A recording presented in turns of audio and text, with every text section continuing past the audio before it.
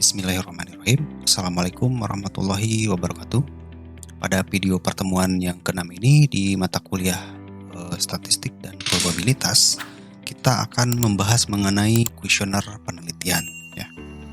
Yang mana nantinya untuk kuesioner itu bermanfaat pada saat rekan-rekan nanti melakukan penelitian, entah itu di skripsi atau penelitian yang lain.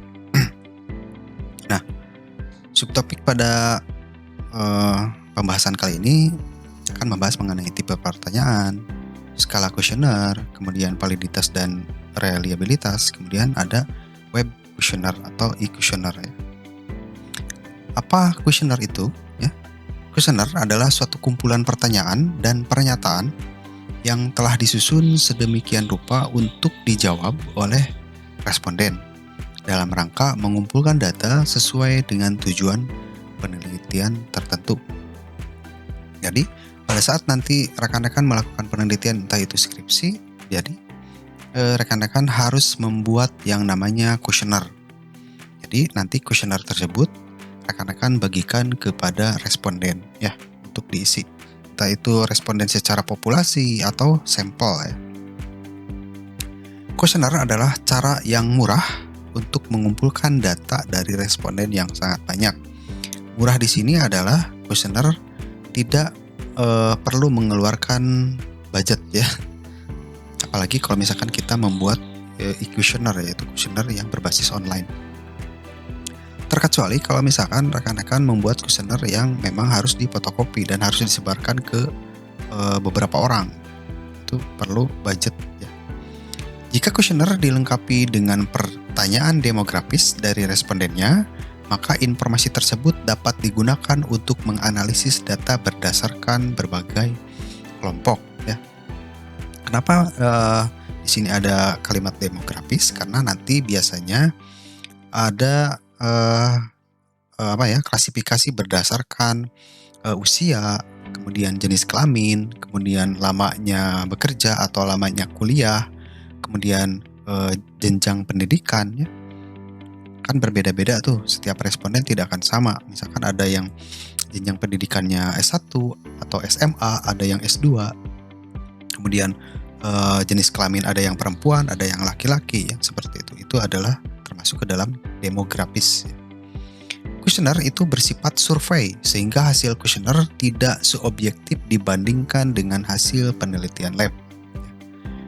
Secara umum, kuesioner lebih cocok digunakan untuk mengumpulkan data yang bersifat subjektif, seperti misalnya analisis kepuasan tentang suatu sistem atau antarmuka. Jadi, di sini maksudnya adalah kuesioner itu bisa dijadikan sebagai alat untuk mengumpulkan data pada saat kita ingin melakukan evaluasi terhadap suatu sistem atau tampilan dari aplikasi ya, baik itu berbasis web atau berbasis mobile. Kalau penelitian lab kan itu sudah sudah jelas ya. Misalkan dicampur formula ini, formula itu akan menghasilkan formula yang lain, misalkan seperti itu. Berbeda dengan kuesioner.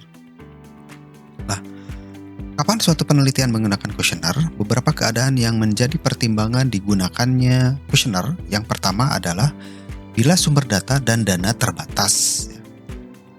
Kalau misalkan dananya terbatas, budget terbatas, bisa kita menggunakan kuesioner untuk mengumpulkan data. Kemudian bila harus melindungi privasi responden. Nah, di sini di kuesioner itu kita tidak perlu mencantumkan nama atau ID unik lain, misalkan NIM, NIP, NIK ya. Kita hanya perlu mencantumkan nomor urut saja mewakili dari jumlah responden tersebut.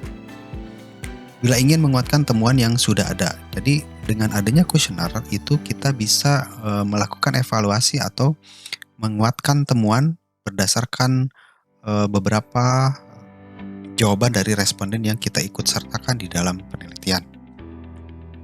Tahap-tahap perencanaan kuesioner. Yang pertama adalah mendefinisikan tujuan dari survei yang dilakukan. Misalkan kita akan menganalisis melakukan atau ingin mengetahui mengenai pengaruh game online terhadap pembelajaran mahasiswa ya, atau misalkan ingin mengetahui pengaruh motivasi terhadap kinerja pegawai, dan lain sebagainya.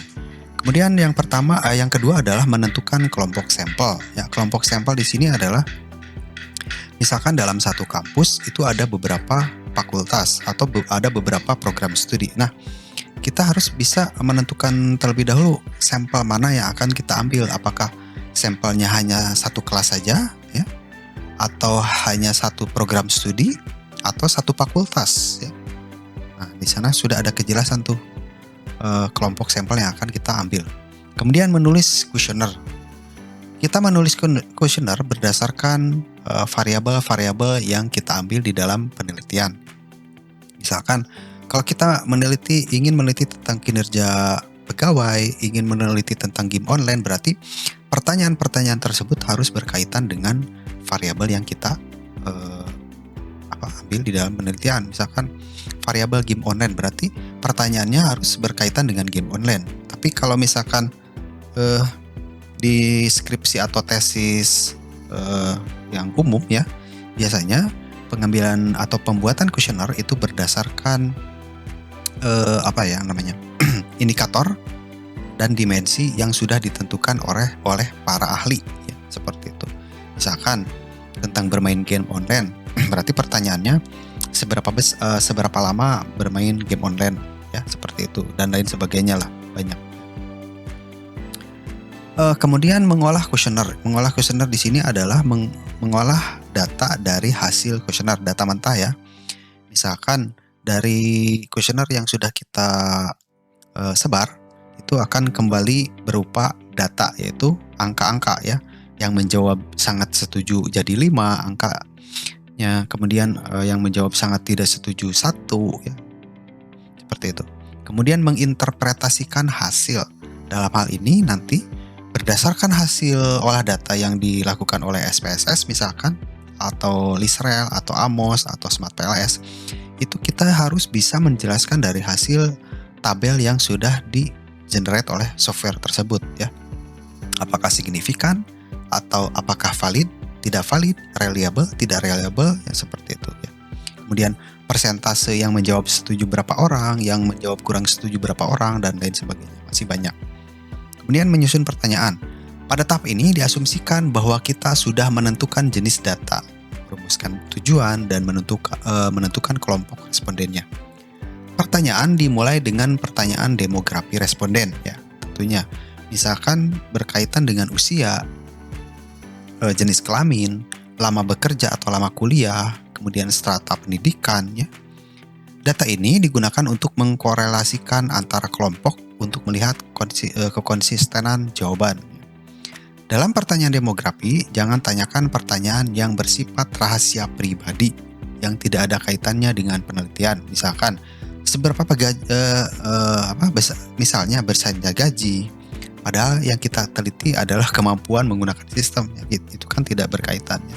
Biasanya kalau kita ingin mengetahui rank gaji, itu biasanya gaji mulai dari 1 juta sampai dengan 3 juta. Misalkan seperti itu dikategorikannya. Jadi tidak spesifik ya. Misalkan gaji 5 juta, 6 juta. Bukan seperti itu. Kemudian jika perlu bertanya pertanyaan pribadi, maka susunlah kata-kata sehingga tidak menyinggung perasaan responden, sehingga memberikan jawaban yang tidak benar.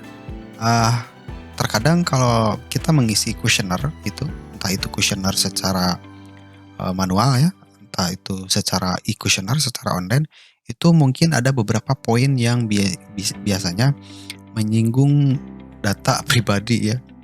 Misalkan ada beberapa contoh. Jadi saran saya untuk menghindari pertanyaan-pertanyaan yang bersifat pribadi tersebut ya, seperti itu. Kemudian jenis pertanyaan ya. Yang pertama itu ada pertanyaan tertutup, ada pertanyaan terbuka, ada pertanyaan introduktif, ada pertanyaan penyaring, dan ada matriks pertanyaan. Pertanyaan tertutup menggunakan pertanyaan yang jawabannya berupa pilihan. Tidak ada ketentuan dalam banyaknya pilihan, biasanya berkisar antara 5 sampai 10 pilihan jawaban. Jadi banyak ya jawabannya. Kemudian untuk pertanyaan yang mengukur satu variabel atau pendapat, misalnya kemudahan penggunaan dengan kisaran dari mudah ke sulit, suka ke tidak suka, biasanya pilihannya berjumlah kasar seperti biasanya kita menggunakan yang 1-5 itu. Berarti itu kan ganjil ya.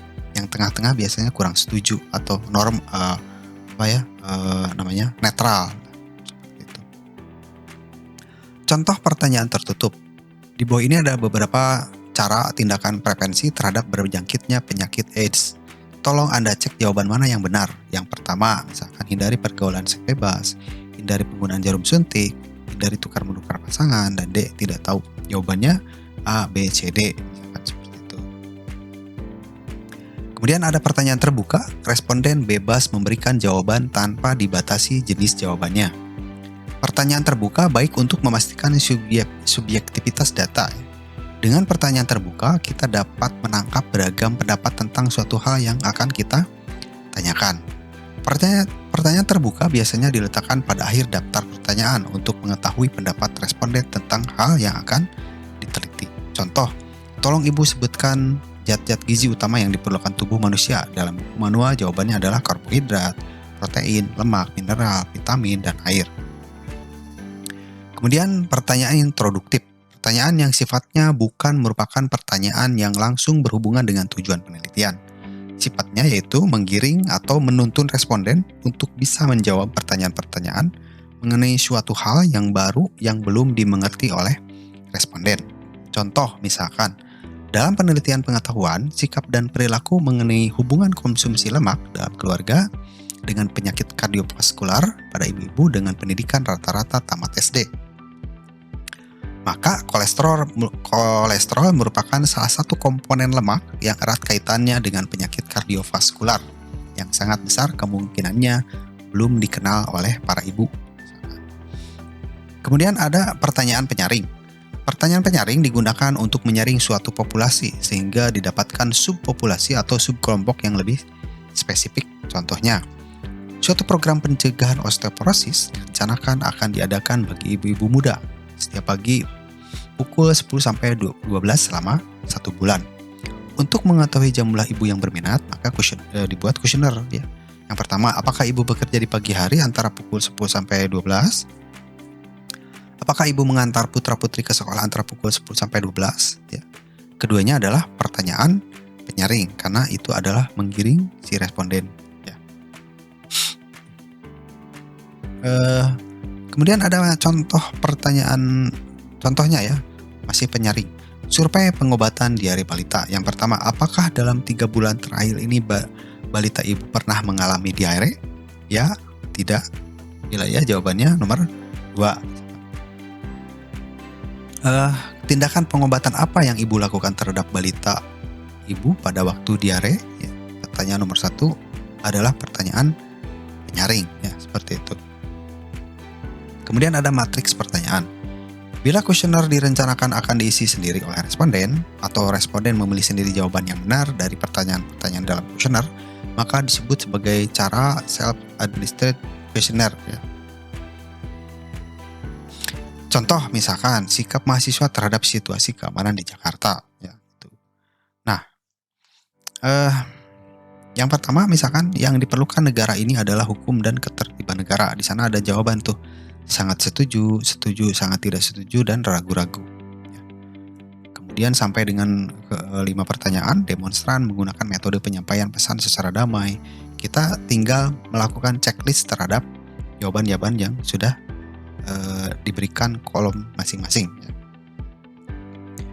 Yang kedua, bila sebuah pertanyaan mengandung banyak pilihan yang benar tetapi sulit diingat responden, misal dalam hal ini rendah pendidikannya, responden yang rendah pendidikannya, dalam sebuah wawancara, maka untuk memudahkan pertanyaan tersebut dikembangkan dalam sebuah matriks pertanyaan-pertanyaan dengan jawaban ya, tidak tahu, dan tidak. Contoh, jawablah pertanyaan di bawah ini dengan satu jawaban yang paling sesuai. Apakah hal-hal di bawah ini merupakan hal-hal yang berhubungan dengan menurunnya performa sebuah komputer? Misalkan seperti ini, kapasitas RAM kecil, ya, tidak, atau tidak tahu. Jadi kita cukup menceklis salah satu saja, ya, seperti itu. Ada yang kedua, terlalu banyak instalasi software, usia dari komputer yang sudah lama dipakai, seperti itu.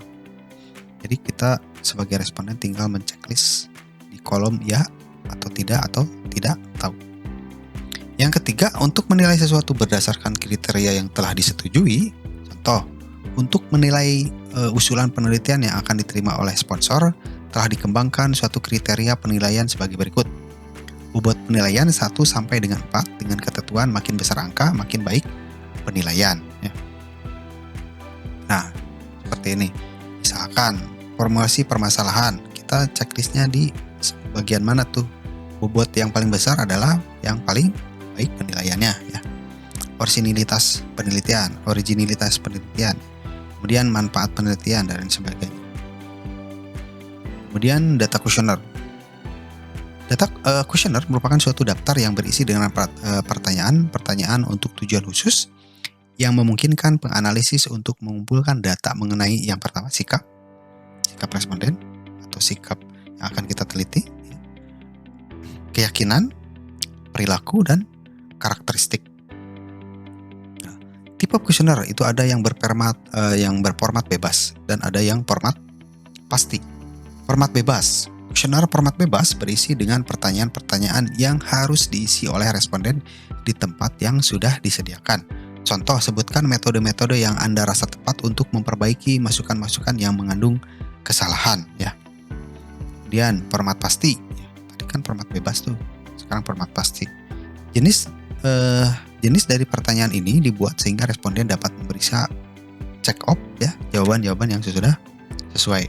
Mana yang menjadi pemasok dari perangkat keras Anda? Apakah Compaq atau IBM atau Macintosh ya, dan lain sebagainya.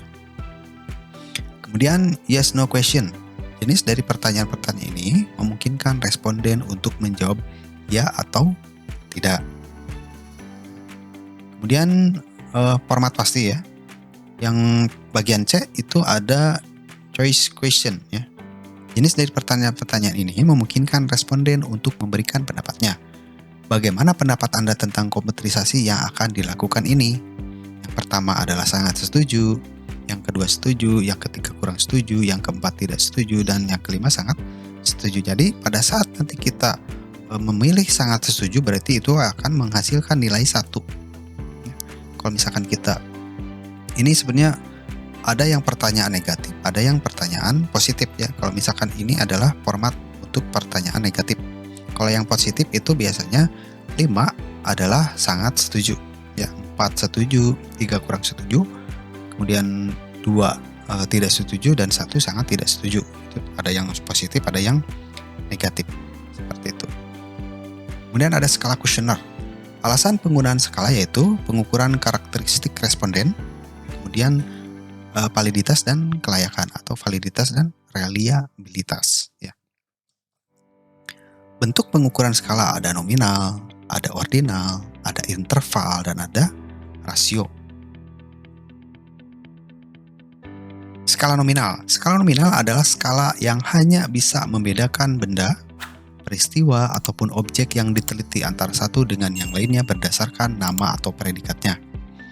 Skala nominal ini umumnya digunakan untuk melakukan klasifikasi sebuah objek, individu, atau kelompok secara kategorik atau kualitatif. Tujuannya adalah untuk penamaan dan pengelompokan. Misalkan, contoh software apa yang sering Anda gunakan? Yang pertama adalah Word, yang kedua Excel, yang ketiga Access, yang keempat adalah email. Ya. Kemudian ada skala ordinal. Skala ordinal ini lebih sering disebut sebagai skala peringkat. Sesuai dengan namanya, skala ini menggunakan lambang-lambang atau bilangan-bilangan untuk menunjukkan urutan atau tingkatan objek yang diukur berdasarkan karakteristik tertentu. Ya, contoh, apakah keberadaan technical support membantu dalam pekerjaan Anda? Yang pertama sangat tidak membantu, yang kedua tidak membantu, yang ketiga cukup membantu, yang keempat membantu, 5 sangat membantu. Nah, pada saat nanti ada responden yang menjawab cukup membantu, berarti itu akan menghasilkan nilai 3. Kalau ada yang menjawab membantu, itu akan menghasilkan nilai 4, seperti itu ya. Nah, kemudian ada skala interval. Skala ini memiliki sifat dan karakteristik seperti halnya skala nominal dan ordinal.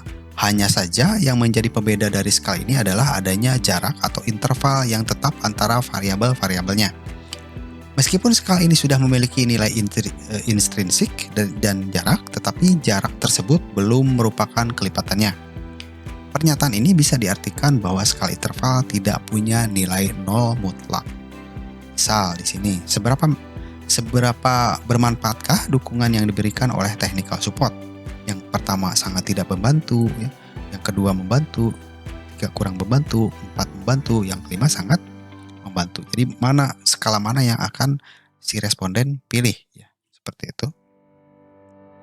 Kemudian ada skala rasio. Skala rasio hampir sama dengan skala interval. Yang membedakannya adalah skala pengukuran rasio memiliki nilai nol mutlak dan jarak yang sama, sedangkan interval tidak, ya. Nilai nol mutlak ini artinya adalah nilai dasar yang tidak bisa diubah meskipun menggunakan skala yang lain. Yang pertama, kira-kira berapa lama Anda menghabiskan waktu untuk mengakses internet tiap hari? Misalkan ada 2 jam, 4 jam, 6 jam, sampai dengan 8 jam, ya, seperti itu. Jadi nanti skala mana yang nantinya si responden akan pilih. Kemudian panduan penggunaan skala. Skala rasio bila intervalnya sama dan ada nol absolut. Skala interval bila diasumsikan bahwa interval-intervalnya sama tetapi tidak ada nol absolut. Skala ordinal bila tidak mengasumsikan interval-intervalnya sama tetapi bila kelas-kelasnya bisa diurutkan. Kemudian ada skala nominal bila penganalisis sistem ingin mengklasifikasikan sesuatu namun tidak bisa diubah urutannya. Itu. Kemudian ada uji validitas dan uji reliabilitas. Kuesioner itu harus valid dan harus reliable, ya. Validitas adalah derajat ukuran pertanyaan yang ingin diukur oleh si peneliti atau si penganalisis. Sedangkan uji reliabilitas adalah untuk mengukur konsistensi jawaban dari responden tersebut. Jadi nanti biasanya pada saat kita mengolah data itu kita akan direpotkan dengan yang namanya uji validitas dan uji reliabilitas. Kemudian metode penyusunan kuesioner. Yang pertama, kita harus memanggil semua responden bersama-sama dalam waktu yang sama. Misalkan kita mempunyai 30 orang responden, berarti kita harus mengumpulkan responden tersebut. Yuk kita ngisi kuesioner. Kita sediakan ruangannya, ya, di waktu yang sama secara bersama-sama. Usahakan seperti itu. Jangan sampai kita nunggu besoknya untuk hasilnya. Biasanya kalau nunggu besok banyak faktor, ya. Ada yang hilang, ada yang ketinggalan, dan lain sebagainya. Secara pribadi, membagi-bagikan kuesioner yang kosong dan mengambil kembali lembar yang sudah diisi. Jadi kalau misalkan kita sudah membagikan kuesioner tersebut kita kasih waktu misalkan 20 menit sudah diisi, berarti kita langsung ambil tuh hasil dari kuesioner yang sudah diisi. Ya. Memungkinkan responden yang mengatur sendiri kuesioner di tempat kerja dan memasukkan dalam kotak-kotak yang sudah disediakan. Jadi ini juga bisa, ya. Jadi di dalam satu ruangan itu kita menyediakan kotak untuk diisi kuesioner yang sudah diisi oleh si responden. Kemudian mengirim kuesioner ke pegawai-pegawai di cabang lain. Ini biasanya berkaitan dengan e-kuesioner. Entah itu bisa secara online atau misalkan kita langsung mendatangi kantor cabang yang lain untuk membagikan kuesioner ke pegawai-pegawai di cabang tersebut. Kemudian menyusun kuesioner secara elektronik, baik melalui email atau melalui website. Biasanya sekarang sudah banyak yang membagikan kuesioner melalui Google Form, ya. Kemudian e-kuesioner. Keuntungan menggunakan kuesioner elektronik yang pertama adalah mengurangi biaya. Kenapa mengurangi biaya? Karena dianggap tidak perlu mengeluarkan budget yang banyak. Berbeda kalau misalkan kita membagikan kuesioner yang harus difotokopi ke beberapa orang. Masih mending kalau jumlah responden cuma 10 orang, 20 orang. Kalau misalkan sampai 125 misalkan, berarti kita harus mengcopy kuesioner sebanyak 125, bahkan lebih sedikit, ya, seperti itu. Pengumpulan dan penyimpanan dalam bentuk elektronik. Nah, kuesioner ini nantinya akan disimpan di Google spreadsheet, ya. Di situ. Jadi nanti hasil dari pengisian kuesioner kita bisa langsung download atau dikonversi berupa spreadsheet tersebut. Kelebihan e-kuesioner. Kuesioner baik untuk sumber data yang banyak dan tersebar. Ini untuk e-kuesioner yang online, ya. Kemudian responden itu tidak merasa terganggu karena dapat mengisi kuesioner dengan memilih waktu. Jadi kalau bersifat online itu kuesioner bisa dilakukan atau diisi kapan saja sesuai dengan aktivitas dari responden tersebut. Kalau misalkan lagi sibuk, berarti nunggu santai ya, baru diisi. Kuesioner secara relatif lebih efisien untuk sumber data yang banyak. Karena kuesioner biasanya tidak mencantumkan identitas responden, maka hasilnya dapat lebih objektif. Nah, seperti itu. Jadi saran saya nanti pada saat rekan-rekan membuat kuesioner itu tidak perlu menampilkan atau harus mengisi, si respondennya harus mengisi nama, ya, apalagi alamatnya. Tidak perlu mengisi nama atau ID unik, NIM, NIK, NIP, ya, tidak perlu. Cukup nomor urut saja. Kelemahan kuesioner, kelemahan e-kuesioner. Tidak menggaransi responden untuk menjawab pertanyaan dengan sepenuh hati, karena biasanya tidak semua responden yang menjawab dengan sungguh-sungguh ya. Seperti itu. Kuesioner cenderung tidak fleksibel, artinya pertanyaan yang harus dijawab terbatas yang dicantumkan di kuesioner saja. Kemudian pengumpulan sampel tidak dapat dilakukan bersama-sama dengan daftar pertanyaan, karena ini bersifat online. Kuesioner yang lengkap sulit untuk dibuat ya, karena kalau bersifat online itu ada beberapa batasan ya biasanya yang akan membuat si peneliti yang membuat kuesioner tersebut merasa ada batasan lah ya, seperti itu. Nah, oke, sudah selesai ternyata. Mungkin di pertemuan ini saya cukupkan sekian. Kalau ada pertanyaan silakan. Saya akhiri. Assalamualaikum warahmatullahi wabarakatuh.